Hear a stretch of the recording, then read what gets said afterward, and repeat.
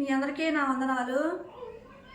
ప్రసంగి గ్రంథము 9వ అధ్యాయము 18వ వచనం చదువుకుందాం. ఒక పాపాత్ముడు అనేకమైన మంచి పనులు చెరుపును. ఈ లోకంలోని అపవిత్రమైన జీవితం జీవించే వ్యక్తి, ఈ లోకంలోని అనేక రకమైన పాపాలు చేసే వ్యక్తి అంట తాను పరిశుద్ధంగా బ్రతకడంట. పరిశుద్ధంగా బ్రతికే వారిని కూడా పరిశుద్ధంగా బ్రతకలేకుండా చేస్తాడంట. ఒక పాపాత్ముడు తాను పరిశుద్ధంగా బ్రతకలేడంట, ఇతరులు కూడా పరిశుద్ధంగా బ్రతకలేకుండా చేస్తాడంట. అందుకే దేవుడు అంటాడు, ప్రసంగి గ్రంథము 9వ అధ్యాయము 18వ వచనం చదువుకుందాం. ఒక పాపాత్ముడు అనేకమైన మంచి పనులు చెరుపును. ఏంటంట, ఒక పాపాత్ముడు అంట అనేక రకమైన మంచి పనులు చెరిపేస్తాడంట.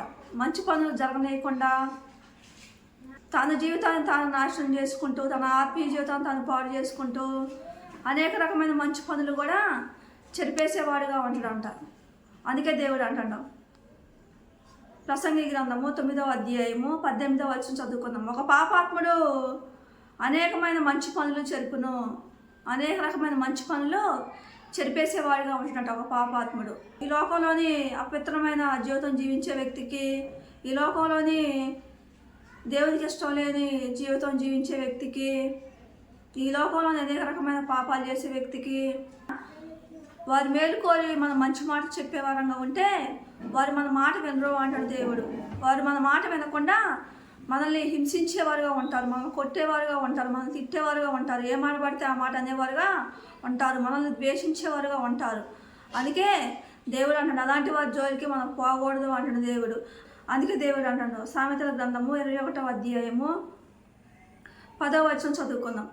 భక్తిహీన మనసు కీడు చేయగోరును, వాడు తన పొరుగువానికైనను దయతలచడు. దేవుడు ఎక్కడ ఏమంటాడు, భక్తిహీనులకి మనం మంచి మాట చెప్తే వారు వినరు అంటాడు దేవుడు.